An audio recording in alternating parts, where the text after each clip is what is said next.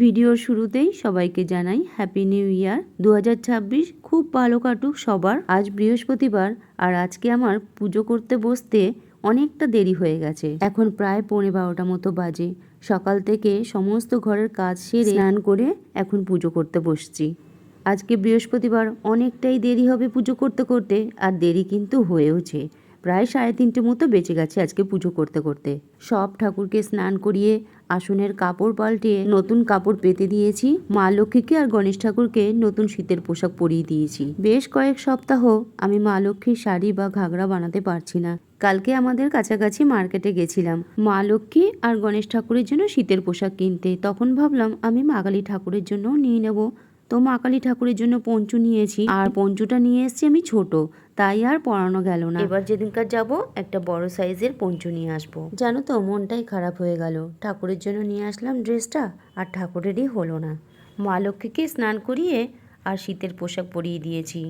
সিঁদুর পরিয়ে দিলাম কপালে আর সিঁথিতে। এখন পান, কলা, আমের পল্লবে সিঁদুর দিয়ে ঘরটা সাজিয়ে নিচ্ছি। মা লক্ষ্মীকে পিঠে বানিয়ে দেবো বলে চালের গুঁড়ো আর খেজুরের গুঁড়ো নিয়ে এসেছিলাম, কিন্তু নারকেলটা আনতেই ভুলে গেছি। আর নারকেল ছাড়া তো পাটিসাপটা বা পুলি পিঠে হবে না। তাই কি করব, ভাবলাম সরা পিঠের মতো ভেজে দিয়ে দেবো, কিন্তু সরা পিঠের মতো হয়নি, কারণ ছাদ ছাড়া সরা পিঠেটা না খুব ভালো হয় না। তাই এইভাবেই কড়াইতে একটু ঘি দিয়ে চালের গুঁড়ো জলে গুলিয়ে এইভাবেই মা লক্ষ্মীকে পিঠে বানিয়ে দিলাম খেজুরের গুড়ের সাথে। পিঠেটা বানাতে বানাতে এখানে ঠাকুরের জোগাড়ও কিছুটা করে নিয়েছি। যেমন ফল কেটে নিয়েছি, ধূপ, দীপ, ধুনো সবকিছু জোগাড় করে নিলাম। ভেবেছিলাম আজকে পাটিসাপটা কিংবা পুলি পিঠে বানিয়ে দেব, সময়ও হলো আর নারকেলটা ছিল না বলে করতেও পারলাম না। দেখি সামনের বৃহস্পতিবারে যদি মা লক্ষ্মীর ইচ্ছে হয় তাহলেই বানিয়ে দিতে পারবো। এখন ঠাকুরের থালাতে ফল, মিষ্টি সবকিছু সাজিয়ে গুছিয়ে দিচ্ছি।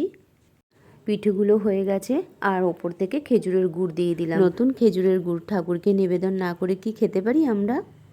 ফুল দিয়ে একটু আসনটা সাজিয়ে দিচ্ছি। আর আজকে ফুলের সাথে একটা গোলাপ ফুল এনেছি। মা লক্ষ্মী হাতের কাছে গোলাপ ফুলটা দিয়ে দিলাম। ঘটের নিচে দেওয়ার জন্য ধান, দুব্বো, গঙ্গা মাটি দিয়ে দিয়েছি। আর এখন ঘরটা বসিয়ে দিলাম। ঘটের ওপরে একটু ফুল দিয়ে সাজিয়ে দিচ্ছি। আজকে ঠাকুরের আসনগুলো দেখতে এত ভালো লাগছে। এখন ধূপ দীপ দিয়ে আরতি করে নেব।